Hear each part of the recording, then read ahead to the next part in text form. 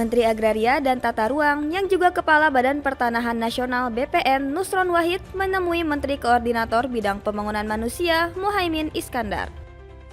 Pertemuan dilakukan untuk membahas skema pemberian tanah untuk masyarakat miskin.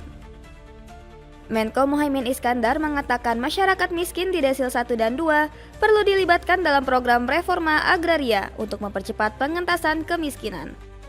Program redistribusi tanah untuk lahan pertanian, perkebunan, dan peternakan tersebut nantinya diharapkan dapat segera memberdayakan 1 juta masyarakat miskin. Menitipkan semua program pemerintah dalam reforma agraria itu memasukkan aspek Desil 1 dan 2 sebagai subjek utamanya.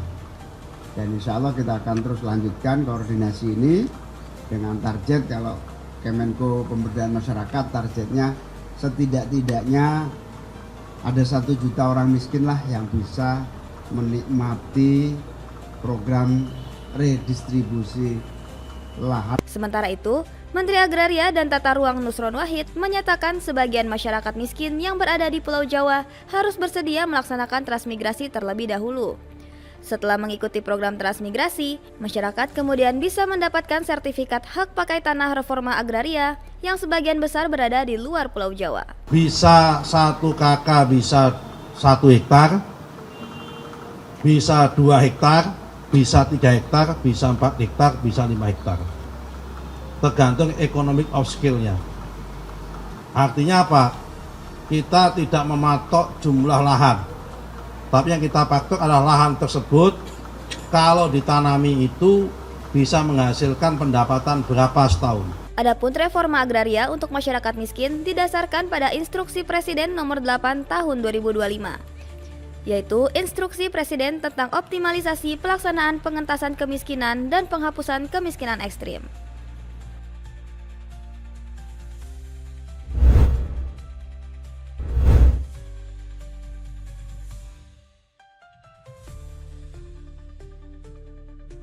Wali Kota Tangerang Syahruddin hadir dalam acara deklarasi pelajar anti tawuran dan perundungan di Markas Batalion Infanteri Mekanis 203 Area Kemuning, Kota Tangerang. Menggunakan kendaraan rantis Anoa, Wali Kota datang untuk mengikuti deklarasi bersama 1.000 pelajar mulai dari SMP, SMA, hingga SMK. Deklarasi ini bertujuan untuk meningkatkan kesadaran akan perilaku positif di lingkungan sekolah dan masyarakat. Langkah ini dorong pembentukan karakter remaja serta mencegah kenakalan pelajar di Kota Tangerang. Wali Kota Syahruddin menegaskan kegiatan ini penting sebagai pondasi generasi penerus bangsa menuju Indonesia Emas 2045. Syahruddin menegaskan peran orang tua harus dikuatkan karena pendidikan di luar sekolah menjadi bagian penting dalam pengawasan perilaku anak. Pemerintah nggak bisa sendirian. Kalaupun fasilitas yang kita berikan itu yang terbaik, insya Allah, mudah-mudahan, tapi tanpa ada dukungan, tanpa ada peran serta, tanpa ada partisipasi masyarakat, khususnya para orang tua, dalam melakukan fungsi kontrolnya, ini tidak akan bisa. Deklarasi ini diharapkan menjadi langkah nyata dalam mencegah aksi tawuran dan perundungan di kalangan pelajar. Tidak hanya itu, deklarasi ini diharapkan dapat menguatkan sinergi antara pemerintah, orang tua, dan sekolah dalam membentuk karakter generasi muda.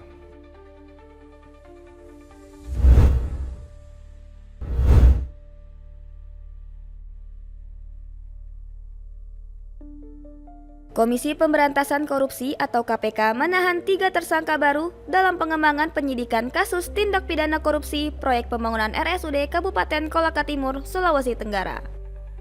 Ketiganya adalah Ketua Tim Kerja Sarana Prasarana Alat Laboratorium Kesehatan Masyarakat, Kementerian Kesehatan Hendrik Permana, Pegawai Negeri Sipil pada Badan Pendapatan Daerah Pemerintah Provinsi Sulawesi Tenggara Yasin, serta Direktur Utama PT Griksa Cipta Aswin Griksa Fitranto. PLT Deputi Penindakan dan Eksekusi KPK Asep Guntur Rahayu di Jakarta pada Senin pekan ini menyebut ketiga tersangka akan ditahan selama 20 hari ke depan di Rumah Tahanan Merah Putih KPK. Saudara YSN selaku ASN di Badan Pendapatan Daerah atau Bapenda Provinsi Sulawesi Tenggara, Saudara HP selaku ASN di Kementerian Kesehatan, dan Saudara AG selaku pihak swasta Direktur Utama PT GC. Para tersangka ditahan untuk 20 hari pertama terhitung sejak tanggal 24 November sampai dengan 13 Desember 2025. Pembangunan RSUD Kabupaten Kolaka Timur merupakan bagian dari program Kementerian Kesehatan dengan alokasi dana hingga 4,5 triliun rupiah pada 2025. Program Kementerian Kesehatan ini dilaksanakan untuk peningkatan kualitas 32 rumah sakit umum daerah di seluruh Indonesia.